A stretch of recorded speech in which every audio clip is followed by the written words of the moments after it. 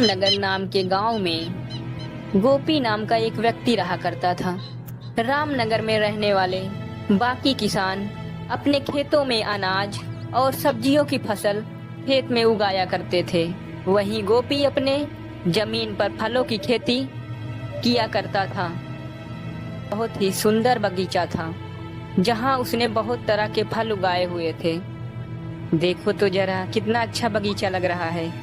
इसे देखकर तो मेरा मन खुश हो जाता है। हर तरफ से फलों की ही खुशबू आ रही है।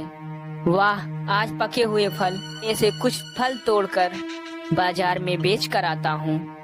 गोपी शाम को सारे फल थोड़े थोड़े तोड़कर और एक टोकरी में रख लेता है और उन्हें सुबह बाजार में ले जाता है और बाजार में जाकर बेच आता है और उसके बदले उसे उसे पैसे मिलते हैं।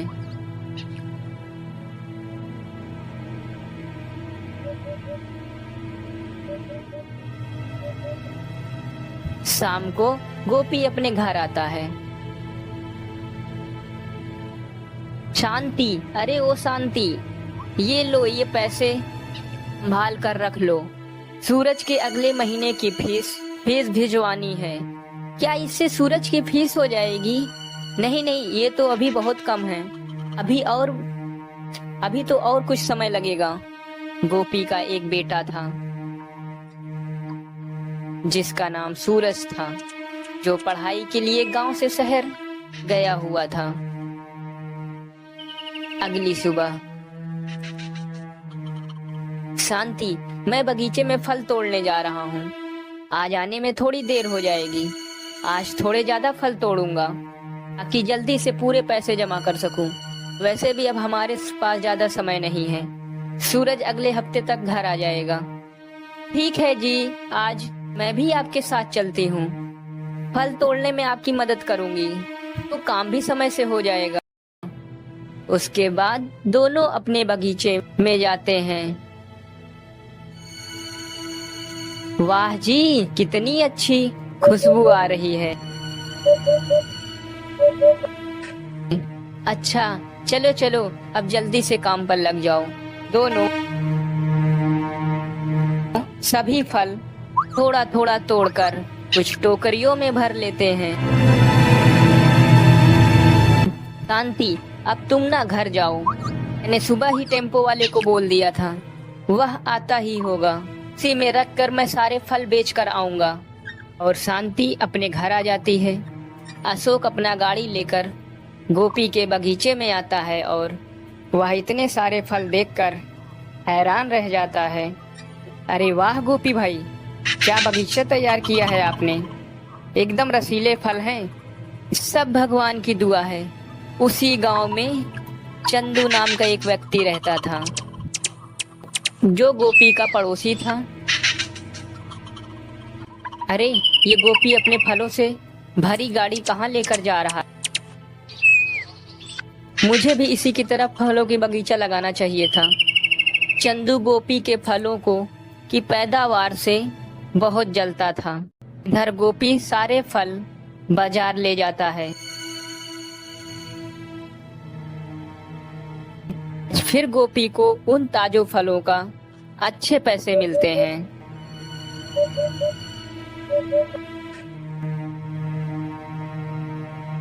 रात को गोपी अपने घर आ जाता है।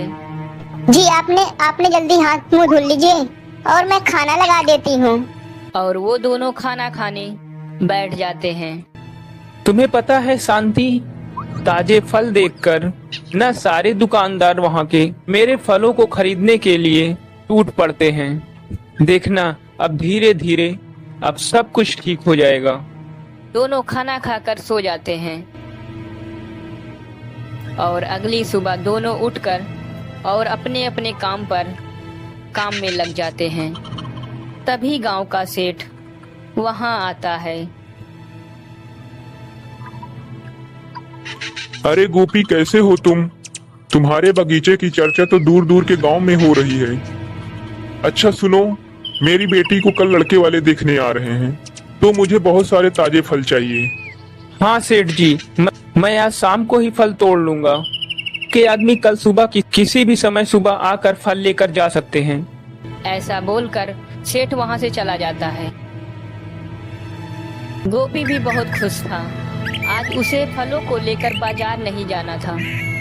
गोपी अपने बगीचे में जाता है और फल तोड़ने लगता है। ऐसे ही गोपी सारे फल एक एक टोकरी में भर लेता है। बस कुछ और आम तोड़ लेता हूँ। पेड़ पर बस अभी 5 आम ही बचे थे। गोपी उन आम को तोड़ने की कोशिश करता है, लेकिन वह आम टूट ही नहीं रहे थे। अरे, इस पेड़ पे तो 5 ही आम हैं, लेकिन कब से तोड़ने की कोशिश कर रहा हूँ, टूट ही नहीं रहे हैं। लगता है ये आम अभी पके नहीं हैं, इसीलिए नहीं टूट रहे हैं। गोपी उस आम को छोड़कर दूसरे आम के पेड़ से आम तोड़ता है और शाम तक सारे अपने घर ले जाता है। ये लो, मैंने सारे फल बाहर वाले कमरे में रख दिया है। कल सेठ जी के आदमी इन्हें ले जाएंगे। अच्छा, ये तो बहुत अच्छा किया आपने। आज तो आपको बाजार भी नहीं जाना पड़ेगा। वह दोनों रात को खाना खाकर फिर सो जाते हैं। अगली सुबह जब गोपी सोकर उठता है तो वह हैरान रह जाता है। हे भगवान, ये सब क्या हो गया? मेरे सारे फल कहाँ चले गए? अरे क्या हो गया? मुझे लगा आपने सुबह सुबह ही फल सेठ जी के यहाँ भिजवा दिया है। अरे नहीं शांति, हमारे सारे फल चोरी हो गए। मैं तो अभी सोकर उठा हूँ। और वो दोनों बहुत दुखी हो जाते हैं। सेठ जी के आदमी कभी भी आ सकते हैं। मुझे जल्दी जाकर और भी फल तोड़ने होंगे, और फल कम हुए तो सेठ जी बहुत गुस्सा करेंगे। तभी सेठ का एक आदमी वहाँ आ जाता है। मुझे माफ कर दो, कल शाम को वो फल। अरे गोपी भाई, अभी ज्यादा बात करने का समय नहीं है। सेठ जी को आपके भेजे हुए फल बहुत पसंद आए हैं। पूरे घर में आपके भेजे हुए ताजे फलों की खुशबू आ रही है और पूरा घर महक उठा है। यह लो अपने पूरे पैसे, और अब मैं चलता हूँ। मुझे बाजार से मिठाइयाँ भी लेकर जानी है। लेकिन मैंने तो कोई फल भेजे ही नहीं, तो ये कैसे हो सकता है? गोपी को कुछ समझ नहीं आ रहा था कि यह सब क्या हो रहा है। क्या पता सेठ के आदमी रात को खुद ही सारे फल ले गए हों। अरे शांति, तुम भी कमाल कर रही हो। ऐसे बिना बताए वो लोग हमारे घर में कैसे घुस सकते हैं? ऐसे काम तो चोर ही करते हैं ना। मुझे तो कुछ समझ में नहीं आ रहा। मैं सेठ जी के पास जाकर सब बता दूंगा कि मैंने उनके यहाँ कोई फल नहीं भेजे हैं। मेरे सारे फल तो चोरी हो गए। उस दिन गोपी बगीचे में भी नहीं गया।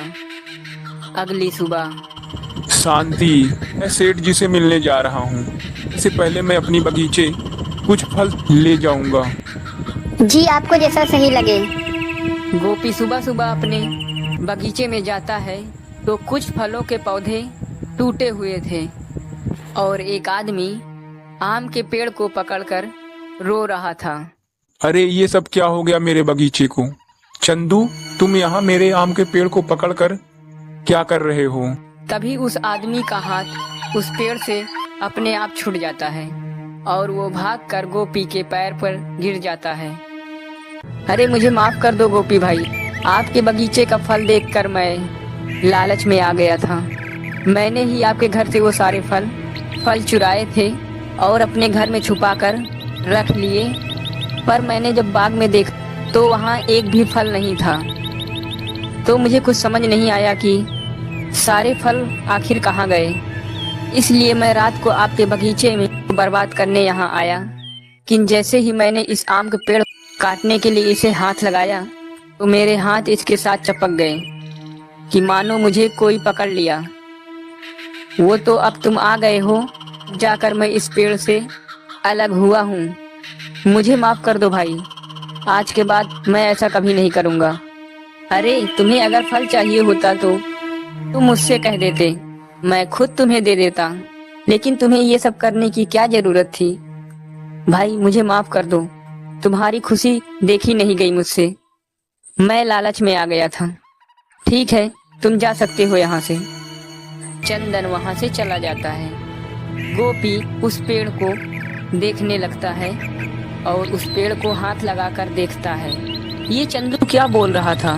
पूरी रात उसके हाथ ये इस आम से कैसे अपने आप चिपका रह सकता है?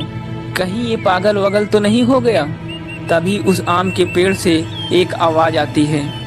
गोपी तुम बहुत मेहनती हो, मैं नहीं चाहता कि तुम्हारी मेहनत और कोई ले जाए, इसलिए मैंने उस चंदू को मैंने ही पूरी रात उसे पकड़ा रखा था और इसके चोरी किए हुए सारे फल मैंने ही सेठ के घर भिजवाए।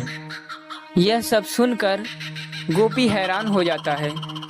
अरे तुम तो हमारी तरह बोल रहे हो।